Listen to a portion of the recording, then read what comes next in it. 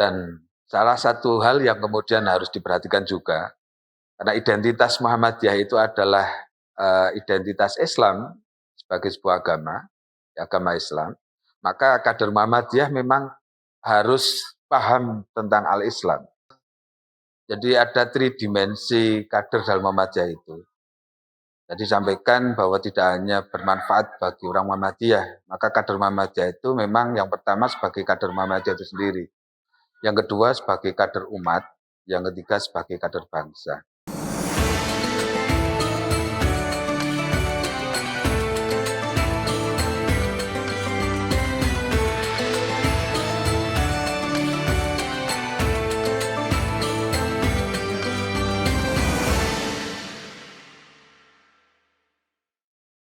Assalamualaikum warahmatullahi wabarakatuh.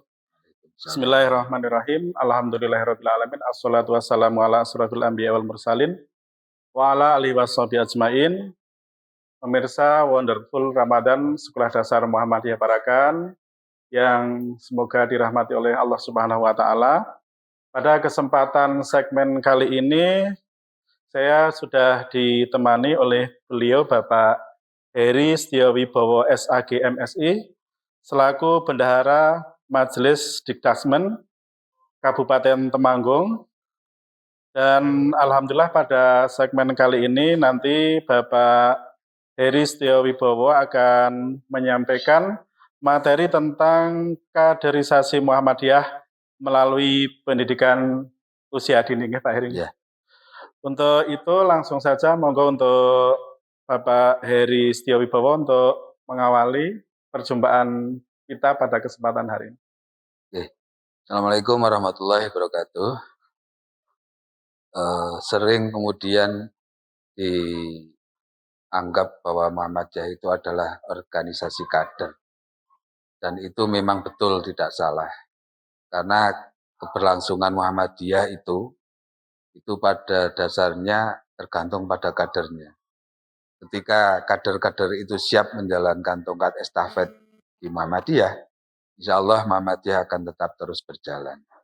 Nah, dalam hal ini di Muhammadiyah ada pengkaderan dengan sistem pengkaderan formal maupun pengkaderan non formal. Pengkaderan formal itu dilaksanakan melalui pelatihan-pelatihan baik itu oleh Muhammadiyah maupun ortum yang ada di Muhammadiyah. Sehingga ada dua jalur itu yang kemudian sampai hari ini ditempuh oleh Muhammadiyah. Pengkaderan formal itu biasanya ada kurikulum dalam pelatihannya. Tapi pengkaderan non formal itu lebih kepada bagaimana melibatkan para kader dalam aktivitas-aktivitas kegiatan-kegiatan yang dilaksanakan oleh Muhammadiyah maupun ortumnya. Itu diantaranya seperti itu. Kemudian perlu saya sampaikan juga, kita juga mendapatkan bisa membuka ya ayat Al-Quran yang ada dalam surat An-Nisa ayat 9. Allah memperingatkan kepada kita agar kita mempersiapkan kader, ya, dzurriyyah atau keturunan kita untuk melanjutkan estafet perjuangan kita. Oleh karena itu menjadi wajib bagi kita untuk mempersiapkan kader yang ada di Muhammadiyah. Pengkaderan Muhammadiyah itu harusnya memang dari dini, Pak. Karena sesungguhnya ketika dilaksanakan sejak dini, maka insya Allah akan menjadi lebih berhasil. Salah satunya adalah bagaimana kita memfusikan lembaga pendidikan, baik usia dini maupun dasar, sebagai juga sebuah lembaga untuk pengkaderan. Sehingga nanti diharapkan anak-anak ini menjadi penerus perjuangan Muhammadiyah. Dan salah satu hal yang kemudian harus diperhatikan juga, karena identitas Muhammadiyah itu adalah identitas Islam sebagai sebuah agama, agama Islam, maka kader Muhammadiyah memang harus paham tentang al-Islam. Ya, sehingga di amal usaha Muhammadiyah di pendidikan itu ada mata pelajaran yang kita kenal dengan Ismuba, Islam dan Kemuhammadiyahan. Karena untuk mengetahui dan memahami Muhammadiyah secara utuh, itu harus memahami Islam lebih dahulu. Kemudian Islam dijadikan sebagai sebagai pandangan hidup mereka, sehingga semua kegiatan yang menyertainya harus berdasarkan pada nilai-nilai Islam dan kemudian juga nilai-nilai Muhammadiyah. Tidak menutup kemungkinan, perlu saya sampaikan di sini juga, di Muhammadiyah itu ada himpunan putusan Masjid Tarjih, ada juga pedoman hidup warga Muhammadiyah, di mana di situ ada nilai-nilai Islam yang kemudian dijadikan dasar dalam aktivitas kita sehari-hari. Nah, itu penting untuk kemudian ditanamkan kepada anak usia dini dengan harapan nanti mengetahui Islam lebih dini dengan pembiasaan-pembiasaan, dengan pemahaman-pemahaman, kemudian dengan praktek-praktek, itu akan jauh lebih bermakna bagi mereka. Jadi satu hal yang harus kita garis bawahi adalah ketika usia dini sering kemudian dikatakan sebagai golden age, anak-anak yang memang dalam kapasitas otak mereka itu memori mereka baru dibuka selebar-lebarnya. Berbeda dengan kita yang sudah tua ini, itu memorinya daya ingatnya menjadi berkurang. Tetapi ketika anak-anak itu memahaminya lebih mudah. Oleh karena itu menjadi strategis seandainya dan seharusnya memang lembaga pendidikan di Muhammadiyah menjadi lembaga kader bagi perserikatan.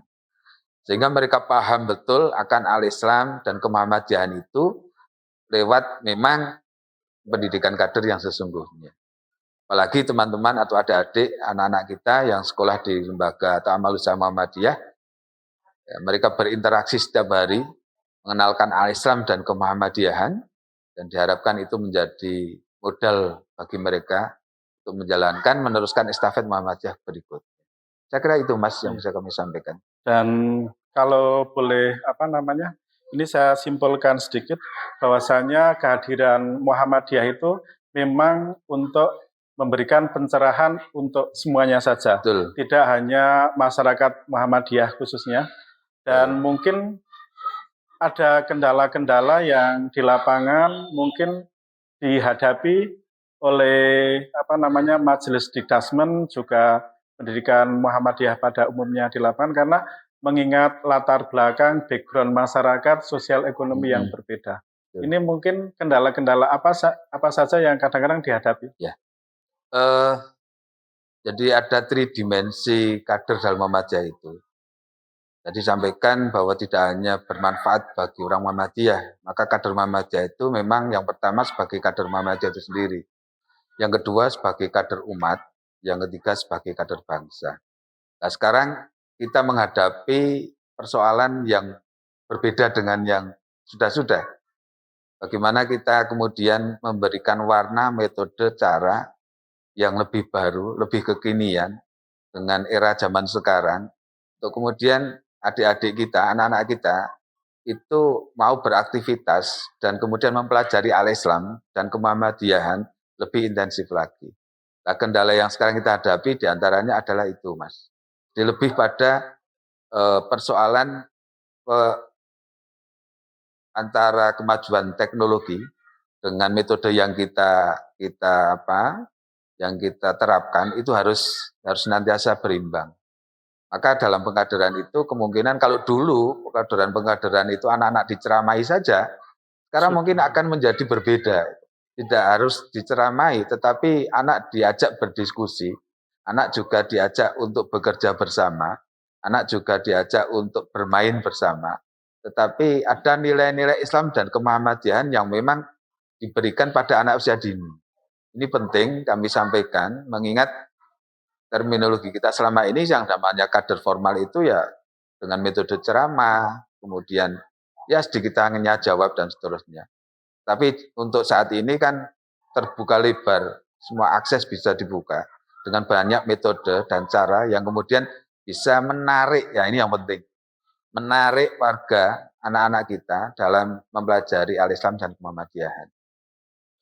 Luar biasa sekali Pak Heri untuk yang panjenengan sampaikan, dan rasanya apabila kita diizinkan mungkin akan memerlukan waktu yang sangat panjang untuk membicarakan ini, namun dengan keterbatasan waktu yang kita punyai, ya saya rasa ini sudah mencakup semuanya, dan untuk memperdalam lagi mungkin di lain waktu kami juga masih menginginkan untuk Pak Heri memberikan materi di Sekolah Dasar Muhammadiyah Parakan, dan mungkin yang sebagai closing statement ini, harapan ke depan dari majelis sendiri untuk pendidikan di Muhammadiyah secara umum bagaimana?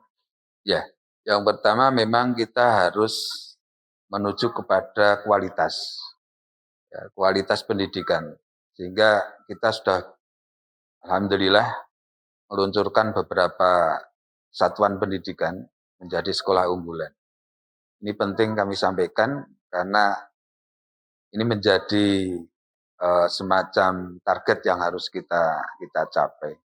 Yang kedua, seperti tadi saya sampaikan, kita ingin sekolah-sekolah di Muhammadiyah, baik itu sekolah pada tingkat PAUD ya, anak usia dini, sampai tingkat dasar atau tingkat lanjut, bahkan sampai di perguruan tinggi, menjadi bagian dari kaderisasi.